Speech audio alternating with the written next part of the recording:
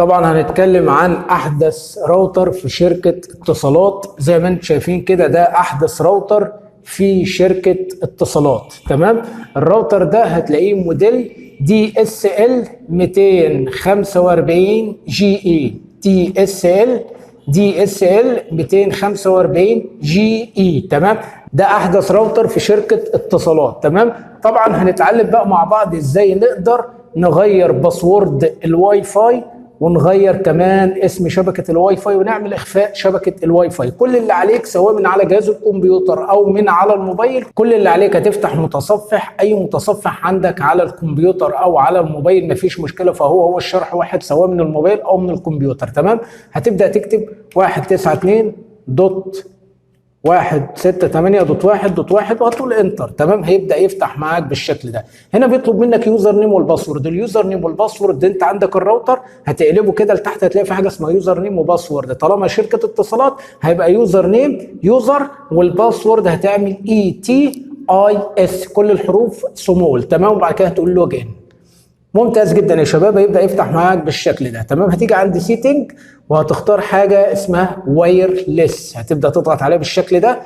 تمام. بعد كده هتنزل هتلاقي هنا طبعا SSID، وده اسم الشبكه. اسم الشبكه عشان انا هعمل اخفاء لشبكه الواي فاي ممكن اخليها حرف او حرفين، ممكن اخليها AS او ASW. تمام. او ممكن مثلا اكتبها وليكن احمد.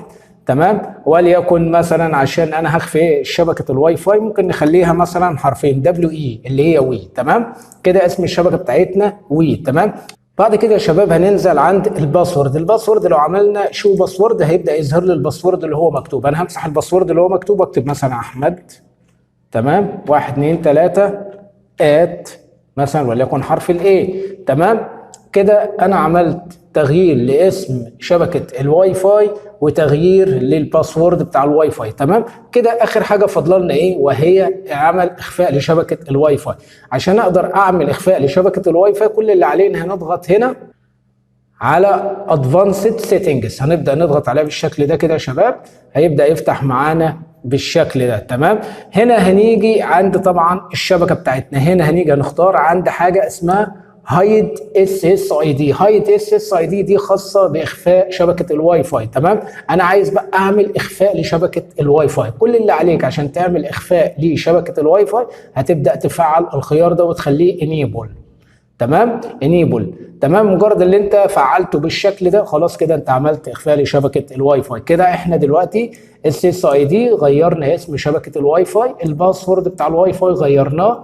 هنا عملنا على هايد SSID انيبل اللي احنا نقدر نخفي شبكه الواي فاي او خفينا بالفعل شبكه. بعد كده يا شباب هتبدا تطلع لفوق وتضغط على كلمه سيف. مجرد ان انت ضغطت على كلمه سيف هيبدا يحفظ معاك البيانات. تمام. اتمنى اكون وصلت لك المعلومه بشكل سليم. لو عجبك الفيديو لا تنسى الاشتراك في القناه وتفعل زر الجرس على الكل، واشوفك في فيديو جديد. سلام عليكم.